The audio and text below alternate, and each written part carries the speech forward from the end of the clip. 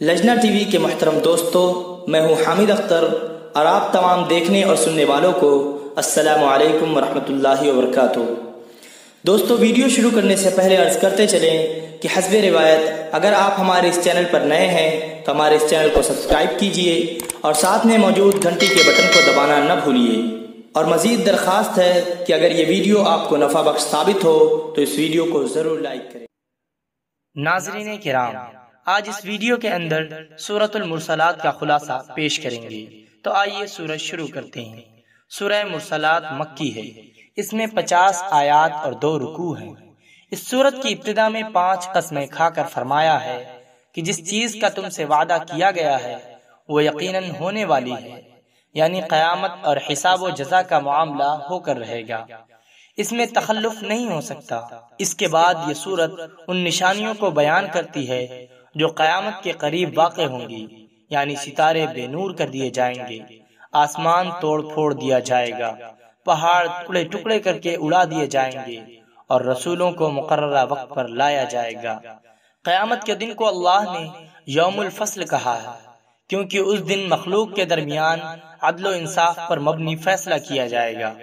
قیامت کو یوم الفصل قرار دینے کے بعد اسے جھٹلانے کے بارے میں اللہ تبارک و تعالی فرماتے ہیں وَيْلٌ يَوْمَئِذٍ لِّلْمُكَذِّبِينَ، یعنی اس دن جھٹلانے والوں کی تباہی ہے۔ یہ آیت اور یہ الفاظ اس سورت میں 10 بار آئے ہیں۔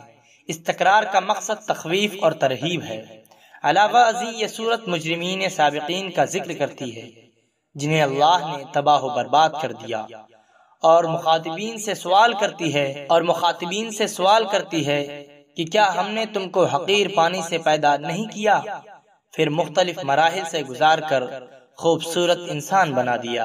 بعث بعد الموت کے بعض حسی دلائل بھی یہاں مذکور ہیں جن سے ثابت کیا گیا ہے کہ وہ اللہ جو زمین کو مردوں اور زندوں کو سمیٹنے والی بنا سکتا ہے اور میٹھے پانی سے سیراب کر سکتا ہے، وہ دوبارہ زندہ بھی کر سکتا ہے۔ اگلی آیات میں مکذبین اور متقین کے الگ الگ انجام کا بیان ہے۔ مکذبین کو بھڑکتی ہوئی آگ کی طرف لے جایا جائے گا اور متقین کو ٹھنڈے سائے اور بہتے چشموں کے پاس جگہ دی جائے گی۔ آخری آیات میں دوبارہ مجرموں کو تنبیہ کی گئی ہے کہ کھا پی لو اور تھوڑے سے مزے اڑا لو، بالآخر تمہارے لیے ہلاکت اور تباہی کے سوا کچھ بھی نہیں۔ محترم ناظرین، سورہ مرسلات مکمل ہوئی۔ اگر یہ ویڈیو آپ کو اچھی لگے تو برائے کرم اشاعت دین کی غرض سے اس ویڈیو کو ضرور شیئر کیجیے۔ السلام علیکم ورحمۃ اللہ وبرکاتہ۔